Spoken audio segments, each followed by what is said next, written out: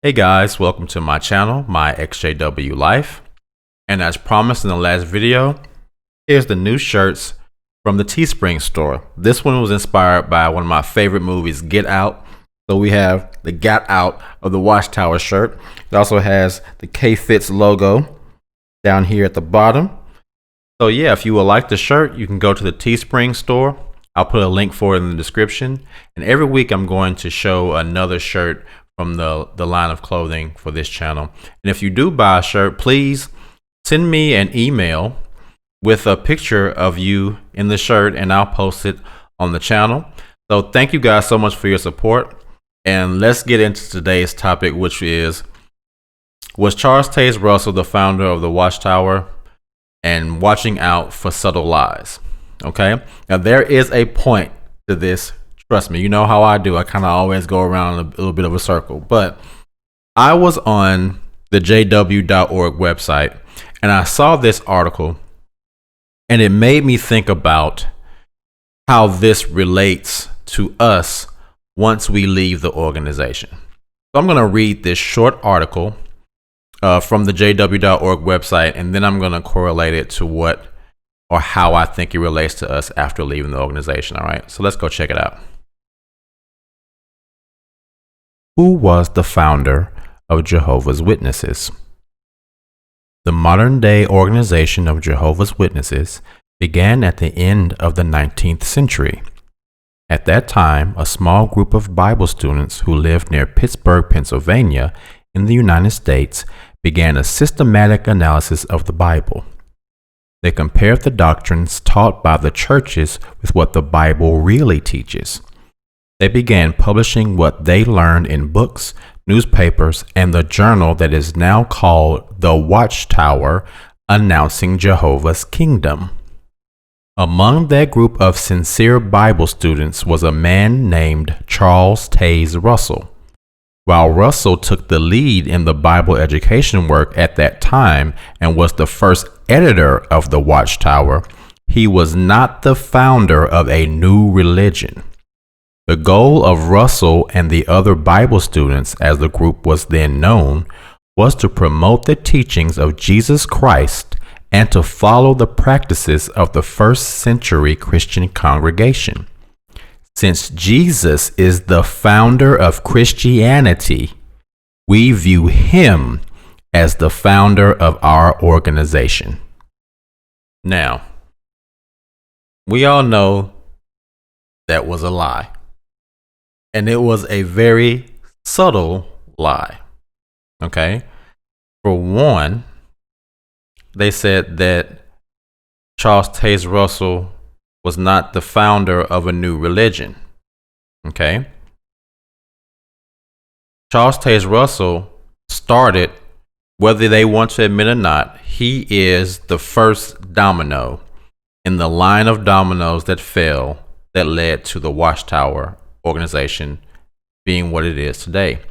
If that was not the case, the Watchtower's main, most famous publication is the Watchtower that was created by Charles Taze Russell. If this was started by Jesus, it would have been started while Jesus was alive. If God's one chosen organization's most famous publication was to be called the Watchtower, and this organization was in fact started by Jesus, then Jesus would have had some scrolls called the Watchtower, if it was that important. They also say that since Jesus is the founder of Christianity, which is debatable, that he is the founder of their organization.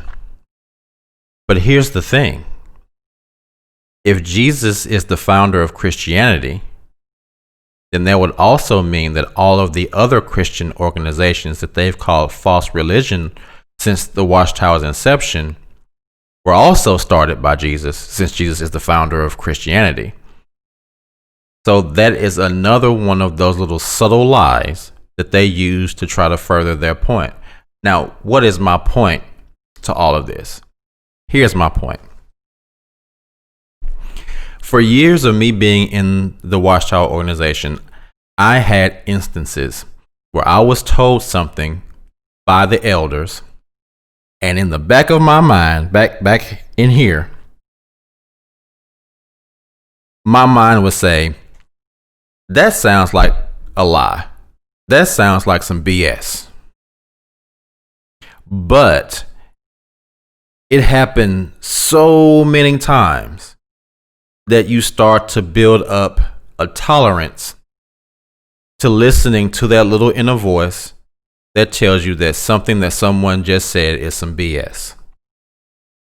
And over the course of my life, now that I can look back on it, there were several times where I know for a fact I allowed someone to tell me something that I knew in my spirit was untrue. But because of the years of programming that allowed me to just give the benefit of the doubt to information that I felt was untrue, but just say, okay, I'm supposed to just go with it. That affected how I reacted to things in my everyday life. And now I've gotten to a point where I finally start to question and challenge those things. Now, I'm not perfect. This happened to me a few months ago. I literally had someone telling me things that I, in my spirit, knew were untrue. But I gave the benefit of the doubt, which is something that I normally don't do.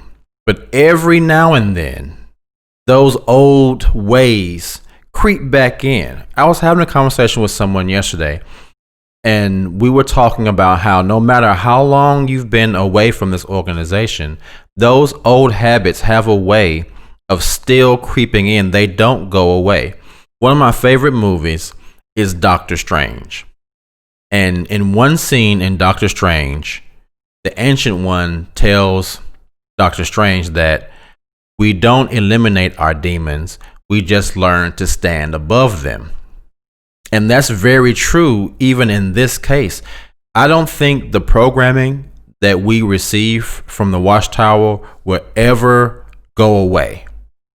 I don't think it will ever be 100% deleted from our systems. But we have to learn to stand above it. And it's little lies like what they just put out in that jw.org blog that can keep people either in the organization, or once we leave the organization, it can keep us in a state of believing things that we shouldn't. So my point with this whole little discussion is to say, if your spirit tells you that something is a lie, that something sounds like some BS, this sounds like some BS,